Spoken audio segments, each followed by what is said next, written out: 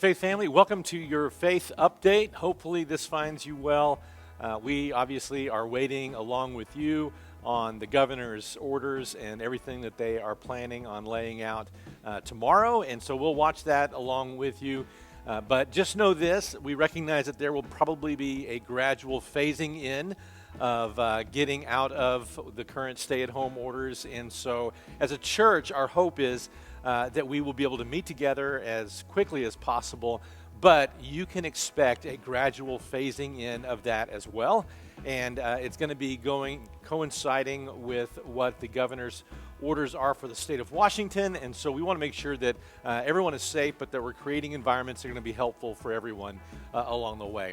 I want to encourage you, though, with a word from the Lord. I realize that many of us sometimes get discouraged every time a new stay-at-home extension takes place, and so I know that that's a natural part of our DNA, right, is to get our hopes up and start moving in a direction, and all of a sudden to realize that it's not going to be the way that we thought or the way that we hoped. And so as we're thinking through that, I want to share with you Psalm 119, verses 57 through 60. The psalmist writes these words. He says, "You are my portion, Lord." In other words, you are all that I want and all that I need. I have promised to obey your words, right? Since I believe that you're the Lord, I actually am going to do the things that you are telling me to do. I have sought your face with all of my heart, and hopefully that's something that's true of you, that you can say that you're seeking the Lord in the midst of this time while you're seeking Netflix and seeking online and trying to figure out how to connect with other people. I hope that you're seeking the Lord in the midst of all of this with all of your heart. And he says, "Be gracious to me according to your promise." In other words, I know and believe that your grace and your mercy is sufficient for me. It is sustaining for me, and so I'm trusting in that.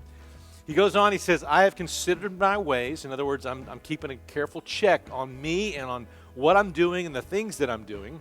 "And I have turned my steps to your statutes." In other words, I have decided that I'm going to follow your ways and I'm going to obey you rather than just doing the things that I want to do.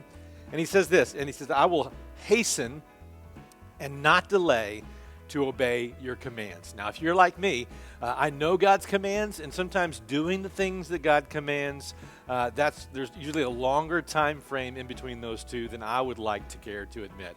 And so my hope is this, that you would seek the Lord during this time, that you would find his favor and his faithfulness consistent to you during this time, that you would actually often go and reflect and find the areas, to look at your heart, make sure that you're considering the things that you're doing, ensuring that you're keeping in step with the Spirit, and that you'll make the necessary adjustments along the way as you are discovering his commands and his word leading you into your steps.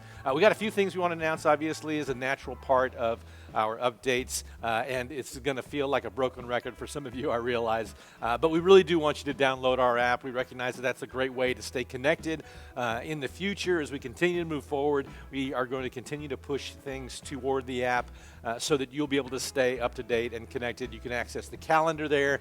You can find out how to connect with other ministries there. If you have a high school student or a middle school student, we would love to invite them to come to the Student Sunday service. If they're not already attending, go to faithkent.org/live, and you'll be able to hang out and spend time with other students as Jake and other people bring great messages week in and week out. Encourage you to hit that. Also, on Sunday mornings, we have a 10 o'clock service. Feel free to invite friends and family members to come and be a part of that.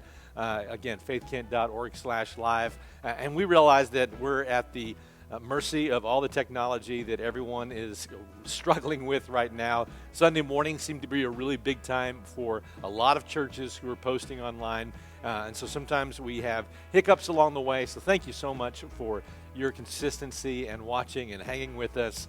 And again, we always post the message afterwards so that you'll be able to watch it at your convenience later on. But this is a great opportunity to connect with us live, so obviously feel free to take advantage of that.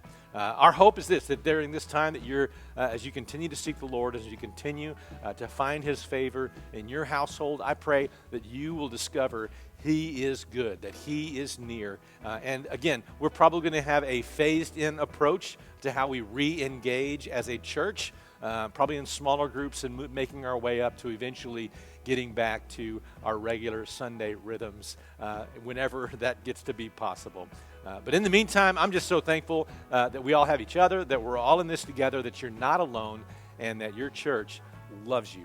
We care about you. We are so glad that you are here. And if you need anything, feel free to reach out to us. We would love to hear ways that we can be praying for you. We think about you a lot, so we pray for you as a church. And so just ask us anything that you need. We'd love to help you out any way that we can. Hope you have a great week, and we'll see you next week.